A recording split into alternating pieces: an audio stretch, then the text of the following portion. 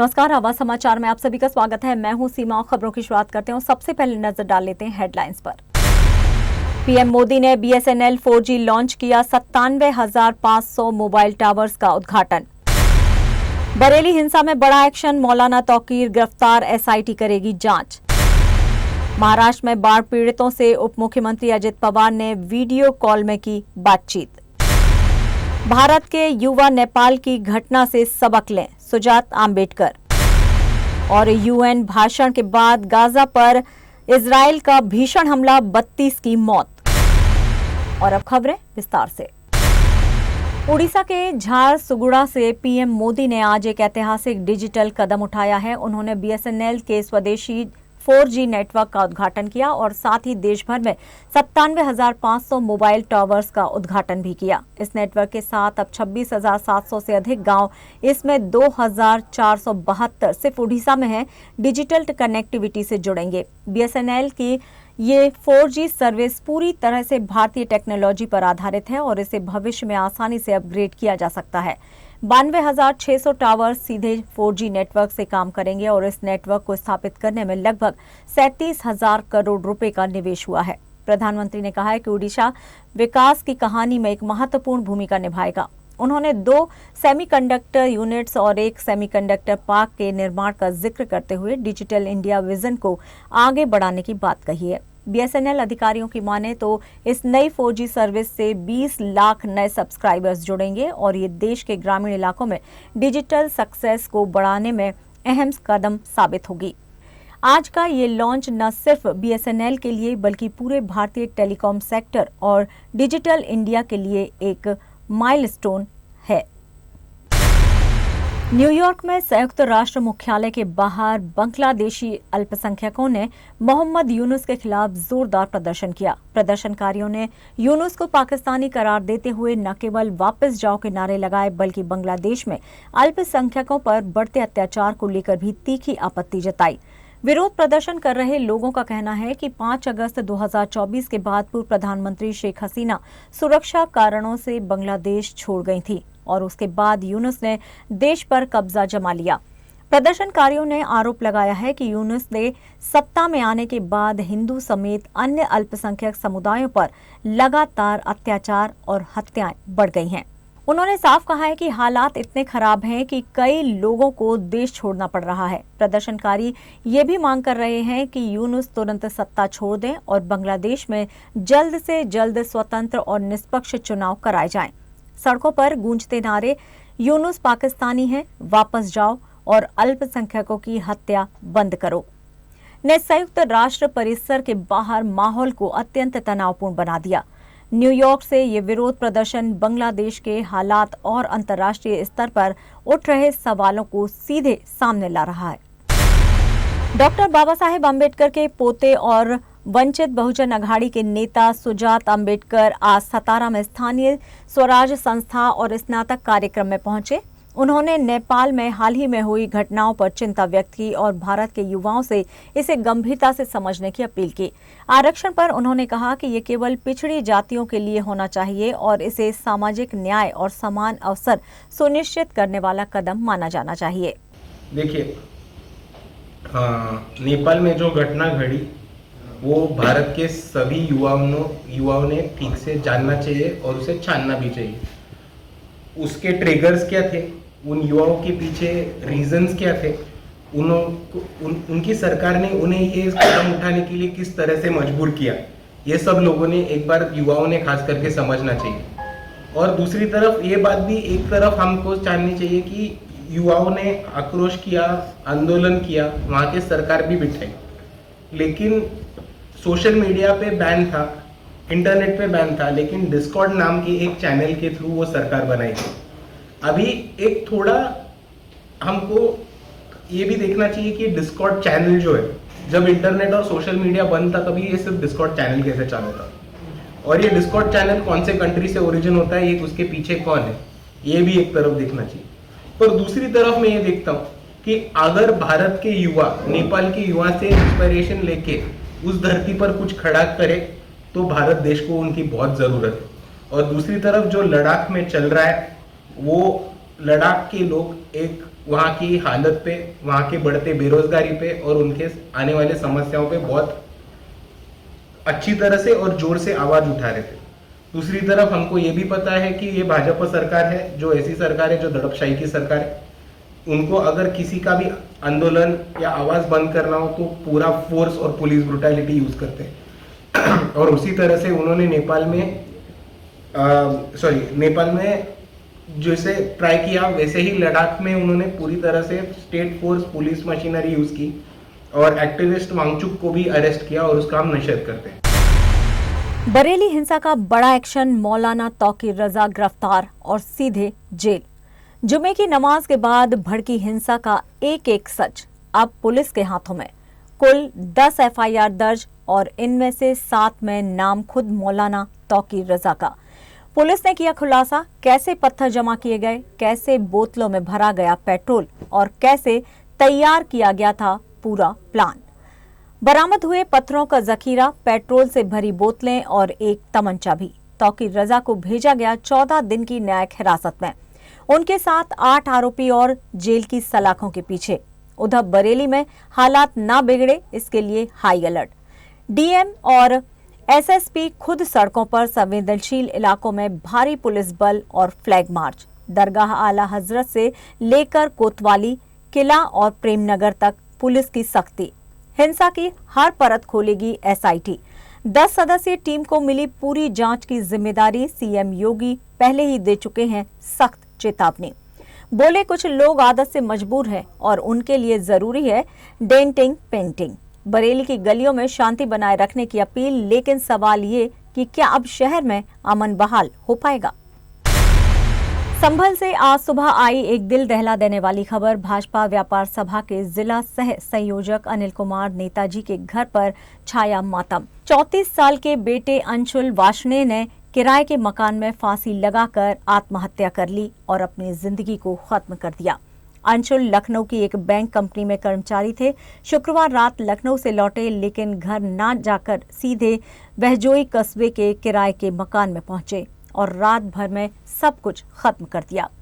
सुबह जब परिवार वाले मिलने पहुंचे, दरवाजा खटखटाया तो जवाब नहीं आया। शक हुआ, दरवाजा तोड़ा तो देखा अंशुल चुन्नी के फंदे पर लटके थे। पुलिस और फॉरेंसिक टीम ने मौके पर से साक्ष्य जुटाए। इंस्पेक्टर हरीश कुमार ने बताया कि फिलहाल पोस्टमार्टम कराया जा रहा है। परिजनों से अभी कोई तहरीर नहीं मिली है। परिवार का कहना है कि अंशुल का पत्नी सपना से घरेलू विवाद चल रहा था। मामला अदालत में भी था, लेकिन विवाद ने इतनी बड़ी त्रासदी का रूप ले लिया, किसी ने सोचा नहीं था। संभल के इस सियासी परिवार में गूंज रहा था बस एक ही सवाल, आखिर क्यों अंशुल ने अपनी जान ले ली। खबरों में लेंगे यहाँ पर एक छोटा सा ब्रेक। आप बने रहिए आवाज समाचार के साथ।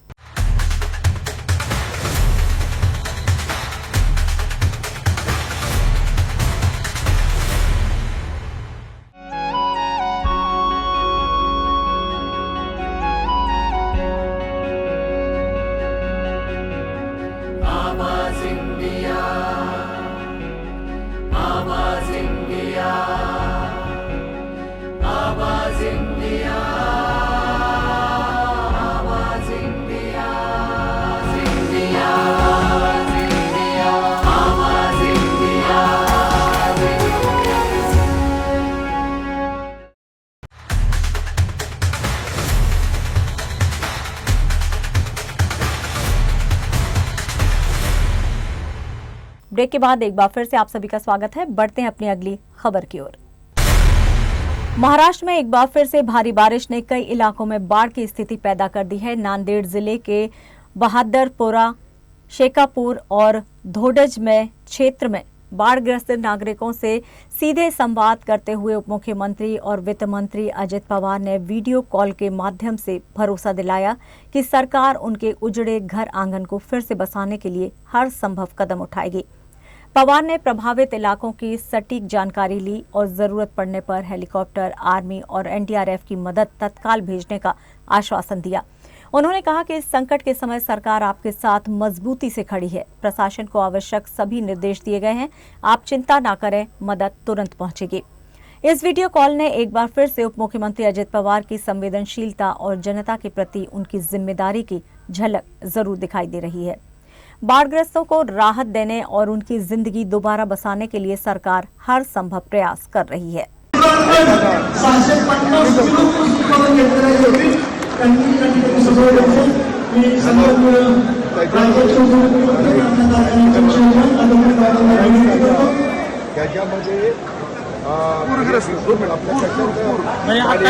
गोदावरीचे पूरग्रस्त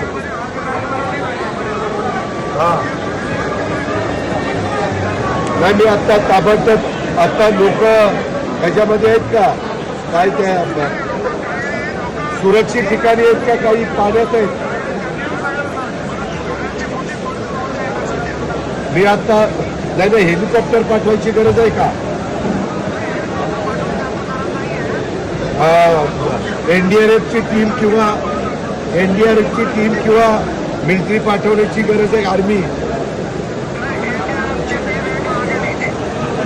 एनडीआरएफची टीम एक्झॅक्ट कुठला भाग म्हणला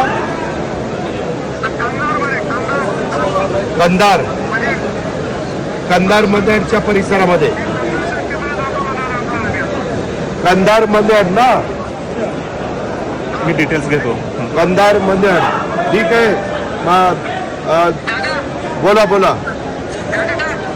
बोला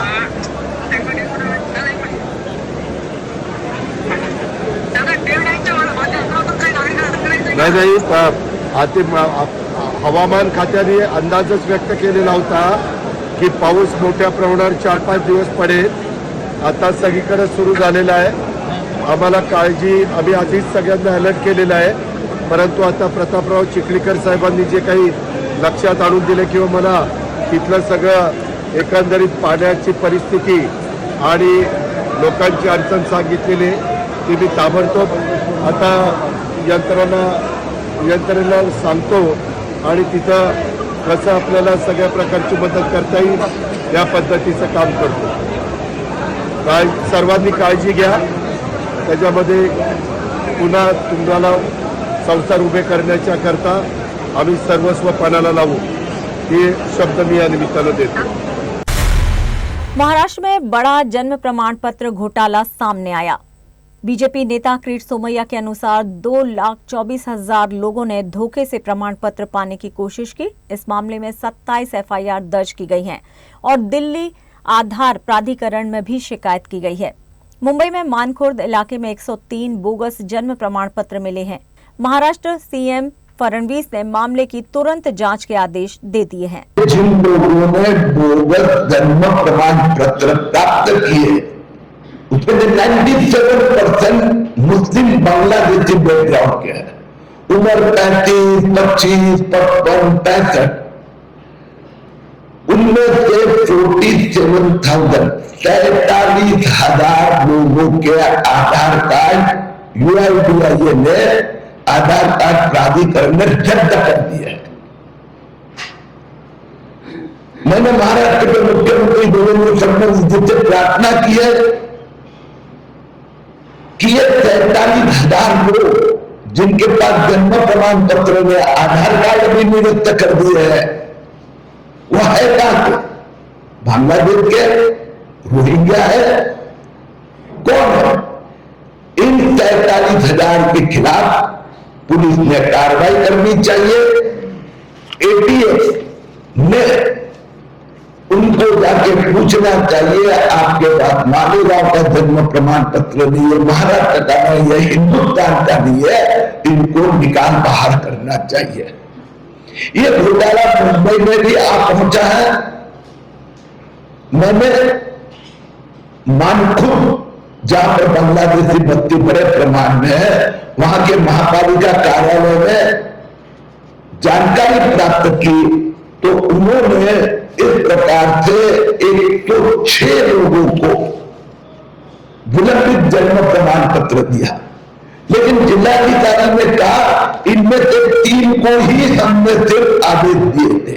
तो 103 बांग्लादेशी लोगों ने झूठे कागज पत्र देकर जन्म प्रमाण पत्र प्राप्त किया है। मुख्यमंत्री देवेंद्र फडणवीस जी ने आश्वस्त किया है इन सबके खिलाफ कार्रवाई होगी। मुंबई के मलाड इलाके से बड़ी खबर सामने आ रही है। मुंबई पुलिस ने देशी और विदेशी हथियारों की सप्लाई करने वाले गिरोह का भंडाफोड़ किया है। इस कार्रवाई में 2 आरोपियों को गिरफ्तार किया गया है और भारी मात्रा में हथियार जब्त किए गए हैं। मलाड पश्चिम के यात्री होटल के पास पुलिस को सूचना मिली कि एक शख्स हथियार लेकर घूम रहा है। पुलिस ने तुरंत जाल बिछाकर धीरज उपाध्याय नामक आरोपी को गिरफ्तार कर लिया। उसके पास से एक देसी कट्टा और जिंदा कारतूस बरामद हुए हैं। पूछताछ में उसने गोरखपुर के रविंद्र पांडे से हथियार खरीदने की बात का खुलासा किया है। मुंबई पुलिस की टीम गोरखपुर पहुंची और रविंद्र पांडे को गिरफ्तार किया। उसकी कार से कई देसी और विदेशी हथियार, मैगजीन, जिंदा कारतूस बरामद किए गए। अब पुलिस का कहना है कि ये कार्रवाई हथियारों की सप्लाई करने वाले नेटवर्क को तोड़ने की दिशा में एक अहम कदम है। जांच अभी जारी है। मालाड पुलिस स्टेशन में एक गोपनीय इंफॉर्मेशन प्राप्त हुई थी 16 तारीख को, और उस इंफॉर्मेशन में बताया गया था कि एक नॉन एक्यूज्ड है जिसका नाम सुरेंद्र उपाध्याय, धीरज सुरेंद्र उपाध्याय है, और वो कुछ हथियार लेके आने वाला है। उस इंफॉर्मेशन पे काम करते हुए मालाड की टीम ने उसको अरेस्ट किया। उसके यहाँ से पहले तो एक देसी कट्टा और एक राउंड मिल गया था। फिर उससे पूछताछ करने के बाद उसने बताया और एक उसने वही देसी कट्टा कहीं पे छुपा के रखा है। वहाँ पर जाके वो दूसरा देसी कट्टा प्राप्त हुआ। फिर आगे उसमें इन्वेस्टिगेशन के दौरान पता चला कि इसको यूपी का एक रविंद्र पांडे नाम का बंदा है जो ये हथियार सप्लाई करता है। फिर अपनी टीम ने उसके ऊपर काम करते हुए उत्तर प्रदेश गोरखपुर जाके रविंद्र पांडे को सर्च किया।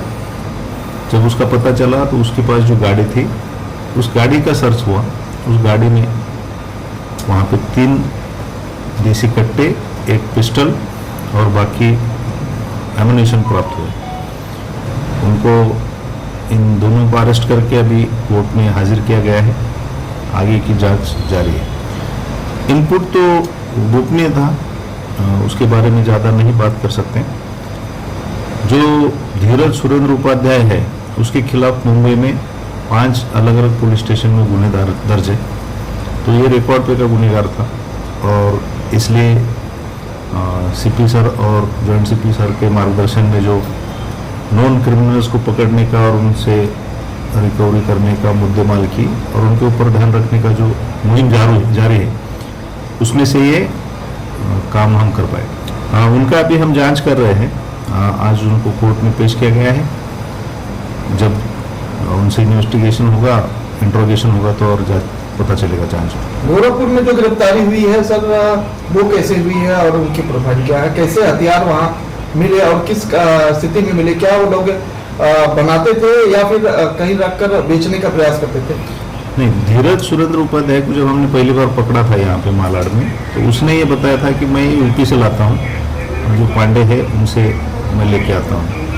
तो इस इंफॉर्मेशन के बेसिस पे टीम ने वर्कआउट किया, गोरखपुर गए, उसको ढूंढा, उसको पकड़ लिया। तो वो जिस गाड़ी में था उस गाड़ी में वहाँ पे ये बाकी के हथियार मिले हैं। अब ये कहाँ से वो बनाते हैं, कहाँ से लाते हैं, इसकी जांच करके आगे की कार्रवाई होगी। अभी तक तो किसी को टारगेट करने के लिए लाया था ऐसा जांच में सामने नहीं आया है। बेसिकली ये बेचने के लिए लाए होंगे ऐसा प्राइमा फेसी तो लगता है, लेकिन इस डायरेक्शन में भी जांच जारी है। हथियार जो पकड़े गए हैं उनमें कितनी बुलेट्स है, कितने हथियार है सर? इसमें 5 देसी कट्टे हैं, एक पिस्टल है, 10 12 बोर के राउंड है और 10 कट्टे और पिस्टल में यूज होने वाले राउंड है। पटना शाहपुर थाना क्षेत्र में बड़ी कार्रवाई, पुलिस ने एक मिनी गन फैक्ट्री का भंडाफोड़ किया है। इस छापेमारी में 4 पिस्टल, 4 मैगजीन, 2 अर्धनिर्मित मैगजीन, 58 कारतूस और अवैध हथियार बनाने के उपकरण बरामद किए गए। सिटी एसपी पश्चिमी भानु प्रताप सिंह के नेतृत्व में पुलिस टीम ने अग्रणी होम अपार्टमेंट के फ्लैट नंबर 607 में दबिश दी। घेराबंदी के बाद जब दरवाजा खोला गया तो फ्लैट में अवधेश कुमार वर्मा बैठे थे और अमन कुमार ने दरवाजा खोला। पुलिस के अनुसार ये फैक्ट्री पिछले 2 वर्षों से चल रही थी और इस दौरान ये दोनों आरोपी दानापुर, फुलवारी शरीफ और मसौड़ी क्षेत्रों में हथियार सप्लाई कर रहे थे। दोनों आरोपी 90 से अधिक लोगों को कट्टा और पिस्टल बेच चुके हैं। अवैध हथियारों का इस्तेमाल शराब तस्करी, भूमि विवाद और संगीन वारदातों में किया जाता था। गिरफ्तार आरोपियों से पूछताछ के बाद पुलिस उनके नेटवर्क की तहकीकात कर रही है और ये पता लगाने में लगी है कि और कौन कौन इस धंधे में शामिल थे। पुलिस की कार्रवाई से अपराधियों को एक बड़ी चेतावनी मिली है। ऐसे मामलों में सुरक्षा बल लगातार अभियान चला रहे हैं ताकि शहर को अवैध हथियारों से मुक्त किया जा सके। पटियाला हाउस कोर्ट ने ढोला कुआं में हुई BMW हादसे की आरोपी गगनप्रीत कौर को जमानत दे दी है। अदालत ने ये फैसला देते हुए गगनप्रीत के लिए कुछ सख्त शर्तें तय की हैं।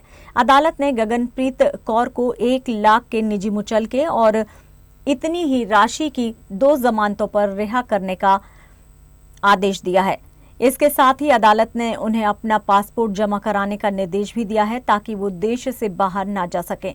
ढोला कुआं में हुई इस BMW दुर्घटना में वित्त मंत्रालय के उप सचिव नवजोत सिंह की मौत हो गई थी। ये मामला जब से मीडिया में आया है तब से ही जनता और प्रशासन की निगाहें इस केस पर टिकी हुई थी।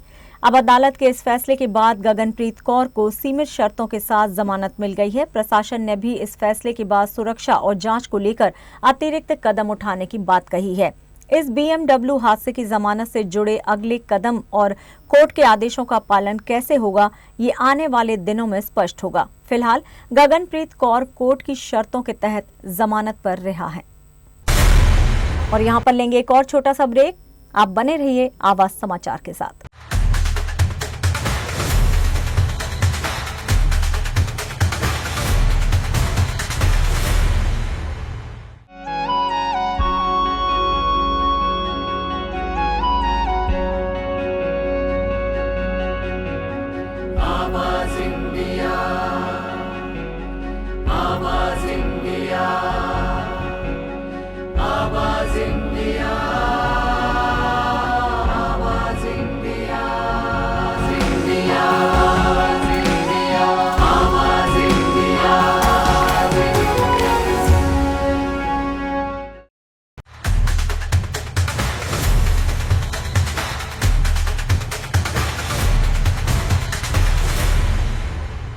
ब्रेक के बाद एक बार फिर से आप सभी का स्वागत है। बढ़ते हैं अपनी अगली खबर की ओर।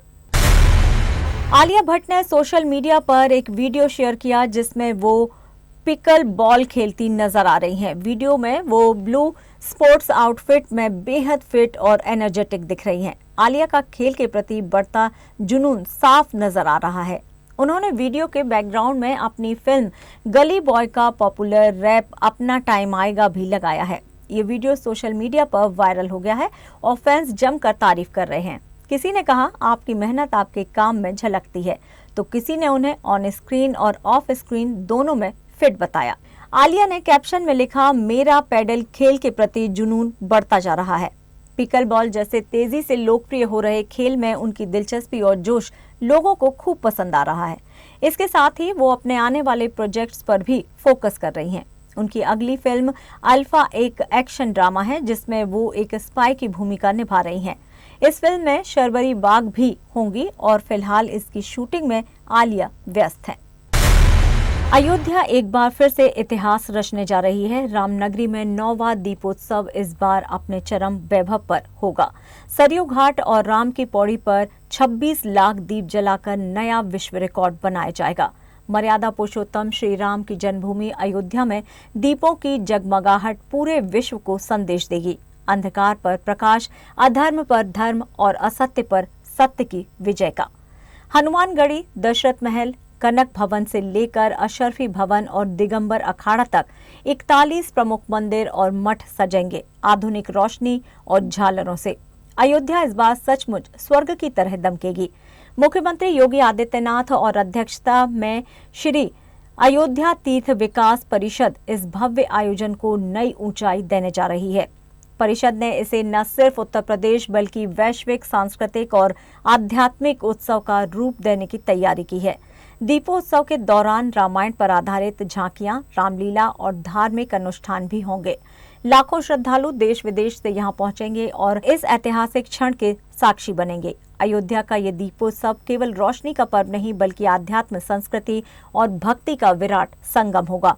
रामनगरी इस बार अपने पूरे वैभव के साथ जगमगाएगी। गाजा पर एक बार फिर से इजरायल ने जबरदस्त हवाई हमला बोला है, जिसमें सिर्फ रात भर में कम से कम 32 लोगों की मौत की खबर है। नुसैरा शरणार्थी शिविर और गाजा सिटी के तुरफा इलाके में एक ही घर पर बम गिरा, जहां 11 लोग मारे गए, जिनमें ज्यादातर महिलाएं और बच्चे थे। ये हमला उस वक्त हुआ जब कुछ घंटे पहले ही न्यूयॉर्क में संयुक्त राष्ट्र महासभा में इजरायली प्रधानमंत्री नेतन्याहू ने साफ कहा उनका देश हमास का पूरी तरह सफाया करना चाहता है।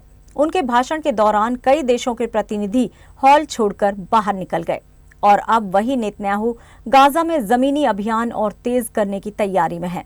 दुनिया में इजराइल पर दबाव लगातार बढ़ रहा है। कई देशों ने फिलिस्तीन को स्वतंत्र राष्ट्र के रूप में मान्यता दे दी है। अमेरिका के राष्ट्रपति डोनाल्ड ट्रंप पर भी युद्ध रोकने और बंधक छुड़वाने का दबाव है। सोमवार को ट्रंप और नेतन्याहू की मुलाकात होने वाली है, लेकिन उससे पहले गाजा में मौत और तबाही का सिलसिला थमने का नाम नहीं ले रहा है। गाजा स्वास्थ्य मंत्रालय के आंकड़े चौंकाने वाले हैं। अब तक 65,000 से ज्यादा लोग मारे जा चुके हैं और 1,67,000 से अधिक घायल हुए हैं। अस्पताल टूट चुके हैं, दवाइयां खत्म हैं और भूख, प्यास व बेबसी में लाखों लोग मौत का इंतजार कर रहे हैं। गाजा की धरती आज फिर पूछ रही है, क्या दुनिया सिर्फ गिनती करती रहेगी या इस आग को बुझाने का कोई रास्ता भी निकालेगी? और फिलहाल आवाज समाचार में इतना ही, लेकिन आप देखते रहिए आवाज इंडिया। नमस्कार।